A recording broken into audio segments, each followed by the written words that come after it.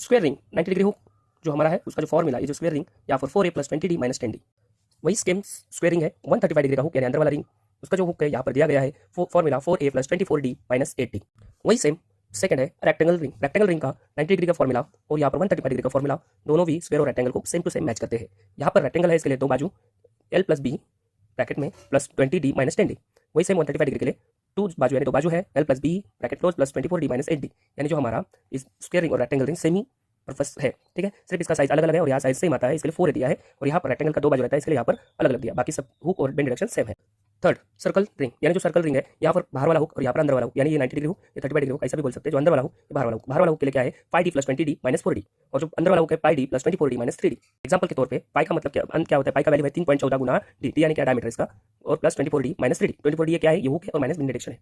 यहाँ पर चौथा है हंच रिंग में क्या दिया है, हंच रिंग में ऐसा स्लोप दिया है, इसका ये हाइट दिया है या बी यानी बेस दिया है। यहाँ पर दिया है एस यानी स्लोप एच यानी हाइट बी यानी बॉटम ये जो है यहाँ का बॉटम। ठीक है, यहाँ पर इसका जो है फॉर्मूला दिया है दो यानी दो बाजू रहेगा एस + एच ब्रैकेट में क्योंकि एच दो बाजू है स्लोप दो बाजू है दोनों साइड है। ठीक है, और इसके बाद में बी यानी एक ही बाजू इसलिए बी +28d - 8d क्योंकि इसका होगा ऐसा ज़्यादा राउंड करना पड़ता है इसलिए 28 लिखा है और -8d।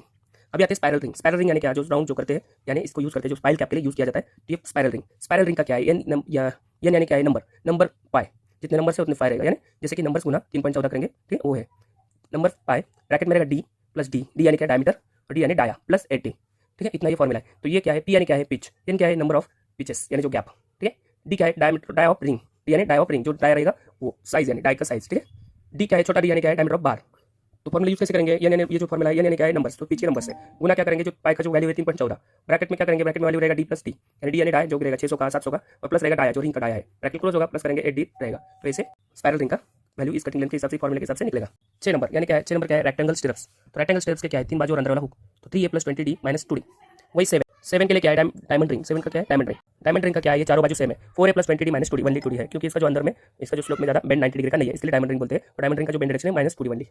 8 नंबर क्या है जिग जैग रिंग का क्या फॉर्मूला है देखो d यानी डबल बाजू देखो 2 और a और b जो अलग है देखो यहाँ दिया है 2 bracket b + d bracket close +20d यानी इसमें बेंड डायरेक्शन कुछ भी नहीं है। ठीक है, तो क्या है b डबल है इधर दोनों तरफ d डबल है दो तरफ इसके लिए यहाँ पर दिया गया है। ठीक है, आते हैं 9 पे कैप्सूल स्टिरप्स। कैप्सूल रिंग क्या है l और b सेम यानी इसके जैसा ही है तो इसको भी क्या है 2 bracket l + b bracket close +22d ये हमारा हुक लेंथ बस इसमें भी बेंड डायरेक्शन नहीं है। उसके बाद चेयर की साइज कैसे निकालेंगे जो देखिए चेयर की साइज दो कवर माइनस करना है नीचे का 2 बार माइनस करना है ऊपर के 2 बार माइनस करना है तो चेयर की साइज निकल जाएगी। ये हमारा क्रैंक बार जो स्लैब में यूज किया जाता है उसको बेंटअप बार भी बोलते हैं। तो बेंटअप बार का जो कटिंग लेंथ फॉर्मूला है वो कौन सा है देखिए यहाँ पर दिया गया है crank height slab thickness minus top and bottom cover. ठीक है, उसके बाद क्रैंक स्लोप कैसे निकालेंगे क्रैंक हाइट गुना जो इसका हमारा 1.414 को गुना करेंगे तो हमारा स्लोप का हाइट निकल जाएगा क्रैंक स्लोप। अभी उसका क्रैंक का कटिंग लेंथ कैसे निकालेंगे लेंथ + 24d 20.42 लेंथ + 0.42 गुने क्रैंक हाइट -2d तो ये हमारा जो क्रैंक का लेंथ निकलेगा। तो कैसे निकला यहाँ पर दिया है क्रैंक कट लेंथ